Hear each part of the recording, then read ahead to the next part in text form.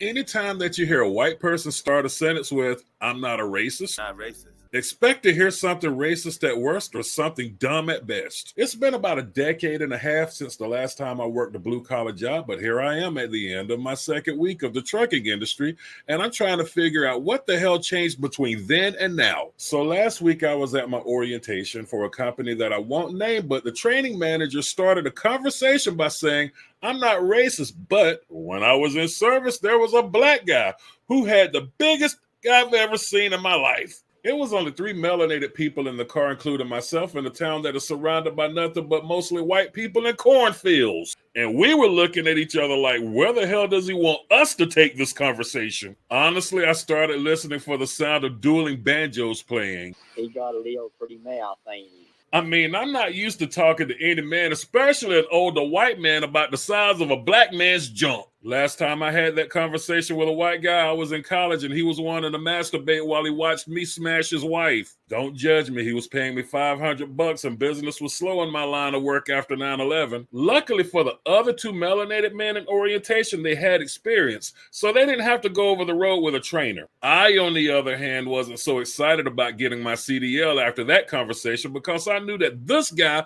would be picking the person that I'd be going over the road with. Quick disclaimer, I'm not throwing any shade to that company. It's a damn good company to work for as far as compensation goes and getting home for your resets. The staff in the office are super cool and they rolled out the red carpet for us. They treated us so well that I didn't even know that we were going into a blue collar job. I would recommend that company to any experienced driver so that they can bypass the training phase. But before I go further with a comical rant, go ahead and hit that like button, hit that subscribe button, and share the video. I was dreading who I was going to be partnered up with to train over the road. I was hoping, wishing, and praying that I wasn't going to get stuck in the living space in the truck with someone that made a conversation about the size of a melanated man's hose. Now, call me a snowflake if you will, and I'm one of the last people that's easily offended. But I do not recall blue-collar men complimenting the size of another man's hose. And that training manager made sure to let us know the color of that man when he was describing his junk.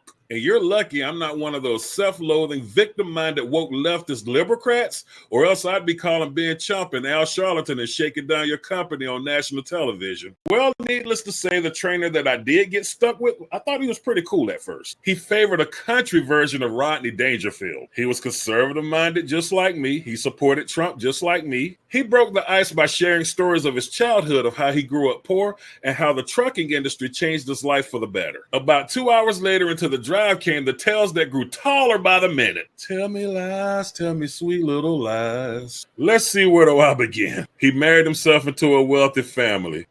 Michael Jordan came to his wife's birthday party for 2 years in a row. He was good friends with the late and great Southern businessman Bob Ingle, who was the founder of the Ingles grocery store chain. Once upon a time ago, he lived in a luxurious lakeside mansion that belonged to his late father-in-law. He ate dinner with John Madden, he ate dinner with Judge Joe Brown, hung out with the bigwigs in the skybox to watch the Dallas Cowboys play. He hung out with Cal Petty, the son of NASCAR King Richard Petty. I had to throw that in there, being that Cal Petty really sucked, and the only reason I remember him is somebody have to remind me he even existed. And of course I had to play like I was dumb enough to believe the manure that was coming from his mouth. We were on our way to pick up a load, but I was wondering if we had room for it with the truckload of bullshit that I had to hear. In my 48 years of living, I've heard some ridiculous tall tales, but this guy took the cake, and I probably would have taken a splinter if I shaken his hand. But I had to remember, whenever working a blue-collar job, there's always that one guy with a millionaire story. They have the whole world in their hands, but they're humble enough to come and work with the common folk because it's so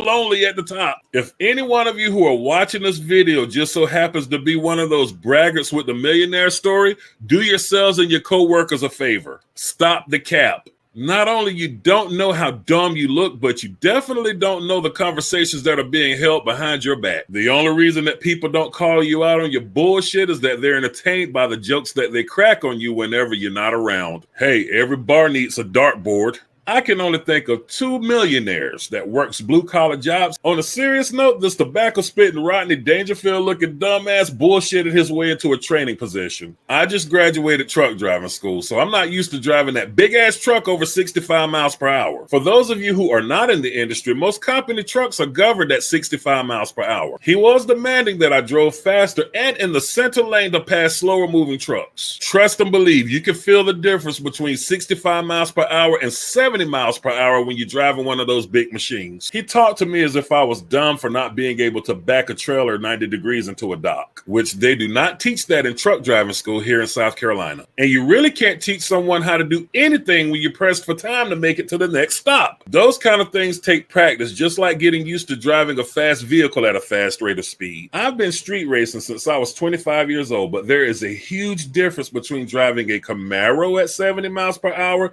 and driving a semi-tractor trailer at 70 miles per hour. And I was not comfortable driving 70 miles per hour yet. And stressing out the driver only opens the door for accidents to happen.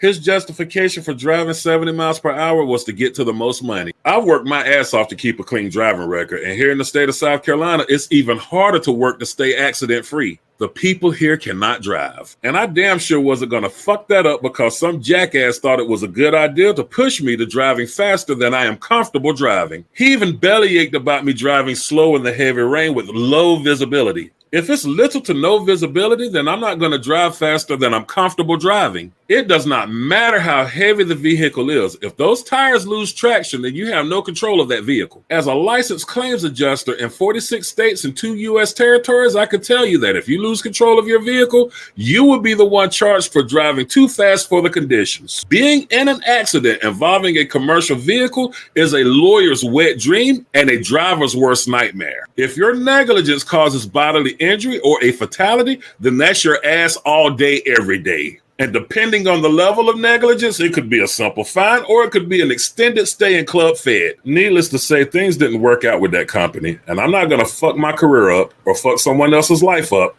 to appease some boastful braggart who is rapidly approaching retirement. I'm Ricky Manor of the Melanated Rebel News Network. Thank you for taking the time to hear me rant today. Please be sure to share, like, subscribe, and most importantly, leave me a comment in the comment section below letting me know your thoughts.